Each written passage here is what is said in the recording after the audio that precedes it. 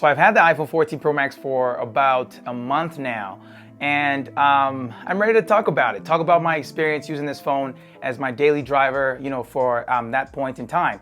I upgraded from the iPhone 13 Pro Max, and honestly, I don't really see it as an upgrade, which is expected nowadays. Like every year there's a new iPhone. Usually I wouldn't advise upgrading your phone every year, but if you can afford it or if you use it for, your work, then you should definitely get that upgrade. As for me, I use it for both personal and, business or work related activities. So it's kind of an all-in-one for me. So it's necessary for me to get that upgrade every year. But it's been a month now, and I'd like to talk about, devices I use on a daily basis. So essentially the upgrades that came to the iPhone 14 Pro Max are always on display. We've got the notch upgrade, which is no longer a notch. Now we've got dynamic island.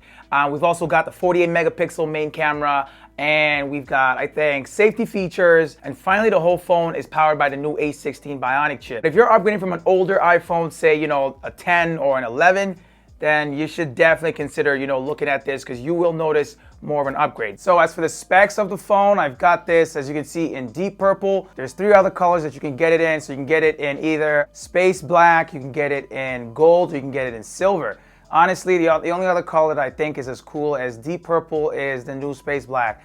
And that's the choice I would have gone for if I didn't go for deep purple. But I'm going to try something crazy this year, something that I don't usually try, because I like to go for more neutral colors. If you know me, you'll know I like to go for like space gray, black, white, stuff like that. It's got 256 gigabytes of onboard storage, because that's what I had on the 13 Pro Max. And in comparison to the 13 Pro Max, honestly, they pretty much have the same body. Like, this is the 13 Pro Max I'm upgrading from.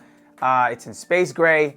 And as you can see, they pretty much look like the same phone. You can even see the notches are close. If this wasn't Dynamic Island, it'd pretty much be the same phone. But everything else pretty much remains the same, around the phone. The buttons are all in the same position, still uses Lightning port. As for the size and weight of this thing, for me personally, it's never been a problem. I've always used large phones, even when I used Android phones 3 years ago. For the display, it's the same as the 13 Pro Max as well. So we still got an OLED display, so Super Retina XDR, which is just Apple's fancy way of saying HDR display. So it's pretty cool. It looks good. It's fluid, and we still got ProMotion, so up to 120 hertz of refresh rate. I've honestly been enjoying ProMotion for apps like Instagram, just surfing through, and things just move smoother. And I don't think I can ever go back to anything that's not at least 120 hertz when it comes to display. Always on display is cool, but I'm still getting used to it, and I've had the phone for about a month.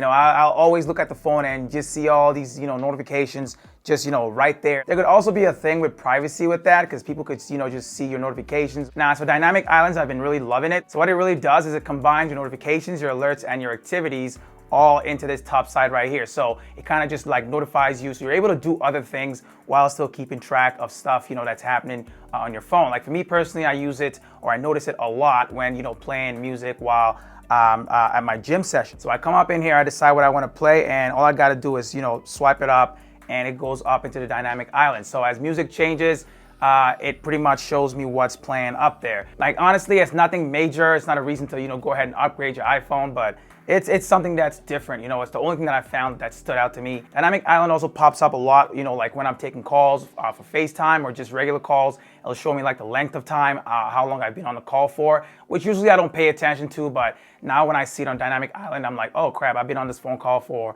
30 minutes, 1 hour, and then I'm deciding, it's time to get off.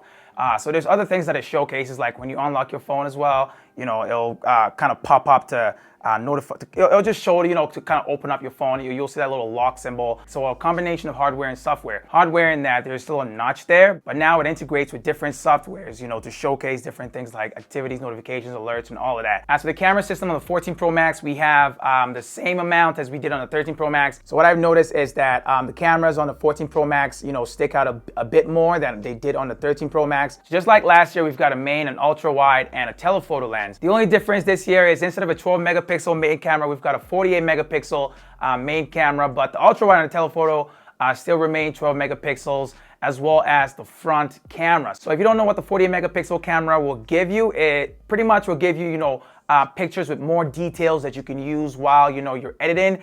But most people might not really care about, 48 megapixel. I'll be honest with you, unless you, care about, blowing it up and framing it. Most people don't really care about that. And I think that having just 12 megapixel will be fine for the majority of people. You have 0.5 one times, 2 times, and 3 times. Before, we only had 0.5, 1, and 3. And now with the 2 times telephoto lens, you can get more close-up shots that are, rich. Like me personally, I found out that I started using whatever camera worked best for me in whatever situation. Like I'll take pictures or videos with whatever, captured the most shot or, fit what I was trying to get. So yeah, I really don't use the 48 megapixel mode as much as, I thought I would. But, I do use it, just not as much as I thought I would. The video mode, as you can see, we still got the same setup, up to 4K at 60 frames per second. You can shoot HDR and you can shoot in high quality ProRes. So you can get a lot of detail, just like, the 13 Pro Max. The main difference in the camera mode this year is in the cinematic mode.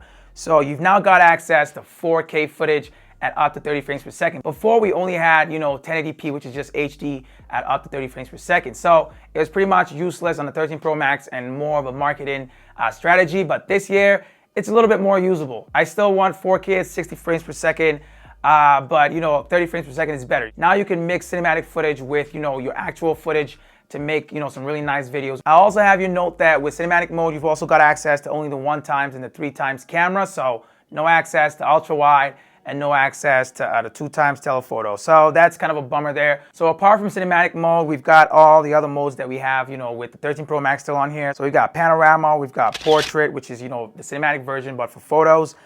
We've got slow-mo, we've got time-lapse, so not much upgrade in the video department. So if you go into the settings menu for the camera system, you'll see that for your formats, you have the usual things. So for photo capture, we've got Apple ProRAW. You can either choose to switch it on or switch it off if you want to take 48 megapixel photos, in ProRAW format. ProRes is another feature that, you only get with the Pro phones, with the iPhone, which will also just give you more to work with. You can set up a lot of other things here, like your default video shooting mode.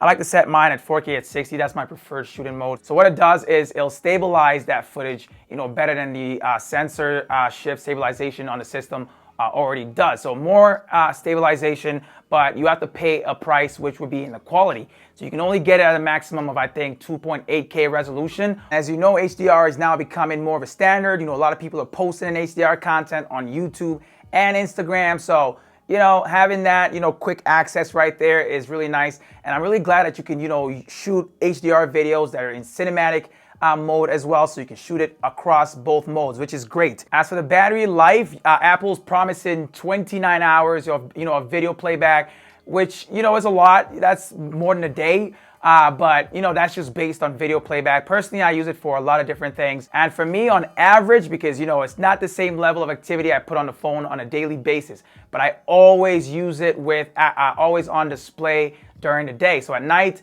I set it up so it goes into kind of a power saving mode, which will turn off always on display automatically. With always on display enabled during the day, I'm usually able to get about 18 to 20 hours, of use out of it, which is plenty, and this is just on average, because sometimes I'm able to only get maybe 16 or 15 hours if I'm filming a lot, if I'm filming heavily throughout the day. I found that I like always on display, but, just so I can quickly see things off a quick glance, as opposed to having to grab the phone and turn it on, to kind of see what's on there. So if you don't want to see notifications, you can always, set up a focus mode that turns off notifications, or just turn on do not disturb, and that way there's nothing, no notifications piling up on your home screen. But I've thought about turning off always on display multiple times, and honestly, I'm gonna keep it. I like it and I'm rocking with it. Something else that Apple has added to help, optimize or prolong the battery life of the phone is called optimized battery charging. So you can toggle this on and off in the battery settings